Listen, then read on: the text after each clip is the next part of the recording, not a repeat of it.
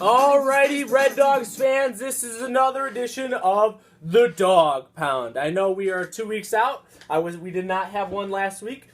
This is Rick Franceschino, starting left fielder and voice of the Red Dogs. I am brought to you by my new co-host, Matthew Zimmer. Roy is not going to be able to be in today. He is at the psychiatrist working out some issues that he has. So I'm beside Matthew Zimmer here, and he is not new to the booth. He's been here before. No, been here before. Glad to be back. Always a pleasure. I'm just pumped to be here at the house. We are live from the doghouse, folks. Right. Red Dogs headquarters right here. This is insane. Red Dogs headquarters. So we're gonna kick it off straight with our recaps of 2 weeks ago and this past week. Now, 2 weeks ago, I was not present at the game. I was out of town in Las Vegas for a broadcasters conference. So Matthew Zimmer here is going to kick off and recap 2 weeks ago against the Empty Netters. Empty Netters, let me tell you that that first matchup with them, it was a lot of offense. It was like a hit parade. It's something we haven't done in a while. Everyone got involved. I know, even I did. I think I had a big RBI single, at a walk. I know everyone. I think Pick'em got out of his slump that game. Like that was huge. It was a huge game. But no defense that week. It was a 12-11 game. We did win, but we were not proud of our performance out there in the field at all. Mm-hmm. And I think that's been an ongoing thing with the Red Dogs this year is the fact that 1 week our offense will be on and our defense will be off, and then the next week our defense will be on and our offense will be off. Yep. It's a constant roller coaster ride here with the Red Dogs. Absolutely. And Zimmer, if I have to ask you, who do you think that falls on? Do you think it falls on the players? Do you think it falls on management, coaching? I mean, who do you think is on the hot seat for that?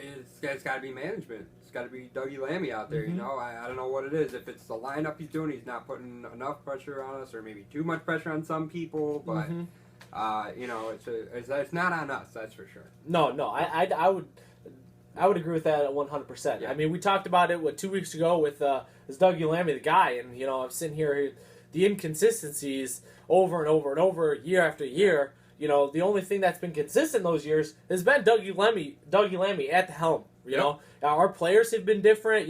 We've all gotten out of slumps. We've gotten hit well. Yep. The only thing consistent about these past couple years is Dougie Lammy at managing. So I would have to agree with you. I think Dougie Lammy's on the hot seat for that. But for sure. Hopefully he can find a way to get this team a bit more consistent. Yeah. But so recapping 2 weeks ago, we beat Empty Netters 12-11. The Red Dogs go 7-1 on the year, and now at this point I think that should have been the end of our year.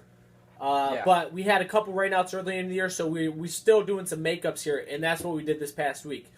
We faced the Empty Netters in another game just this past last week. Yeah, it was a makeup of, I believe, like a June 7th game it's supposed to be. Mm-hmm. Yeah, so we had to make up that game, so we played Empty Netters back-to-back weeks. And like what we said earlier in the Dog Pound here, the inconsistencies. So this 2 weeks ago, our offense was really hot, and our defense was poor. Flash forward a week later to this past week, our offense was nowhere to be found, and our defense was on fire. So it goes back to the inconsistencies of the Empty Netters, or offense and defense, not the Empty Netters. The Empty Netters went out there and played solid softball this past week. Yeah. But we went on to win 4-3 this past game. A lot of good defensive plays from the outfield and the infield. Magerson did a phenomenal job pitching. Absolutely. I know it was a bit windy that day, and he had trouble hitting the strike zone, but he worked around with it. He found his groove, and going on past, I think, the second or third inning, he was just 1-2-3, 1-2-3. So the Red Dogs held the Empty Netters to just 3 runs. And like I said, we had some offensive woos ourselves, but we were able to get 4 runs. I think we got 1 in the bottom of the 7th to win that game. So after this week, the Red Dogs go 8-1 on the year. We are rivaling our best record as a team and an organization. I think our best record is 9-1. Yes. So if we win this next week, we're going to tie our franchise record for best record. But I know this past week, besides the offensive struggles we've had, the big topic this past week was the injury bug. We got hit by it. There's 3 or 4 guys I know on the team that have gotten serious injuries, which we're going to update you right now. So, kicking off the injury report, we have Matthew Weimer out with a lower body injury. We cannot discuss any more than that. All we know right now is that he is doubtful for this next week, but sources are saying that will get bumped up to probable. So, Matthew Weimer is out with a lower body injury. AJ is actually going to be done for the year.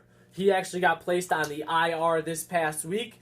It was an issue with his hand that's been ongoing for a couple months now. He decided that he could not play at 100% and has taken himself out, and the management of the Red Dogs have decided to place him on the IR. So AJ is going to be done for the year. It's going to be good for him because he needs to rest up that hand. Yeah, I mean, we wish you the best, big guy. Speedy recovery. And, hope it doesn't interfere with your day-to-day life or your job or anything like that. And, we wish you the best. Quick and speedy recovery. Yeah. And then topping out the rest of the injury report this week is one half of the Ed twins. We got Edgar out with a strained lower body injury. I don't know what happened. If he was like straining for a ball or lunging for a ball and just couldn't get it, or, overextended a leg or something, but he's out with a strain right now. He is probable for next week. Yeah. But sources are saying that might get bumped down to doubtful. So listen for that up on the Red Dog Network there to follow the injury report. But the Red Dogs got hit by the injury bug this past week. Hopefully we can get somewhat healthy for this next week up against Master Batters. But in other huge Red Dogs news. A couple months ago, we had Tomito's Memorial Day Barbecue. I don't know if you guys remember. That's actually the week that you joined in the broadcast. Conveniently. And actually, you were not scheduled for that. Initially, Roy kicked it off, but at that point in time, he was having his leg issues, so he was on the phone on and off with doctors. Yep. I don't know if you guys remember, he had to make a call and exited the dog pound, and he was mysteriously attacked. We don't know by who or what the cause of that was. All we know is he was not been able to continue, and he had to go to the hospital after that. So up until now, we have not gotten any information whatsoever regarding that issue. Seems like the perfect crime, Mm-hmm. So, but I've gotten news from Tomino's security team that they've actually found some footage. They did. They found some footage. Oh wow! So I didn't know he had a camera set up. That's wow, good for him though. That's like, They had security camera set up around the Tomino household. So Tomino has. I know Tomino's felt bad about the whole situation since then. So he's been on his security team to figure out the cause and who was behind this attack. So look out for the next couple days. I think Tomino's security team is looking at the footage right now. We're going to be able to see, possibly who could have done it. But look on the Red Dogs Network for that to come out the next couple days, because I know we all really want to know. Yeah. We all want to get to the bottom of this. Yeah, I absolutely would love to find out. It's the unsolved mystery. We want to figure out who attacked Roy and why, and get some answers. Yeah. So a couple days from now, we should at least get some more information on that front. But good news from Tomino's security team. Really happy they were able to put up that footage. Yeah, that's just great. But switching gears now, we're going to talk about this upcoming week against the Master Batters. The Red Dogs are 8-1 going into this game. We are in first place. However, Man Bear Please is right behind us. Yeah. So going into this game, we need to win to lock up first place for the playoffs. I don't know a whole lot about Master Batters. Do you, Zimmer? As of a couple of weeks ago, when we checked the standings, they were 2-5. So they were tied for last place with another team. And, if we got the standings every week, which I believe is the manager's job. That's on Doug. That is on Doug. That's on Doug. If we got those standings every week, then we would be able to give you an updated raw standings. But unfortunately, we are not able to, just because Dougie Lammy's dropping the ball. So Master Batters, as of 2 weeks ago, we're dead last. Hopefully we can get an easy W out of that and go 9-1 and lock up first place. I know right now we don't know 100% if we'll lock up first place, but team mathematician Mr. James Pickham, he did some number crunching, and we don't know what that entails. I don't know if he's using a calculator or there's some kind of formula. I don't know. If he's that smart, sure. but he has informed us that Mm-hmm. if we were to lose this Sunday, then even though we're tied with Maverick Tweaks, we will be in second place for the playoffs. And I don't know what the tiebreaker is or any of that information, but hopefully we can get the W and then lock up first place. But we'll see.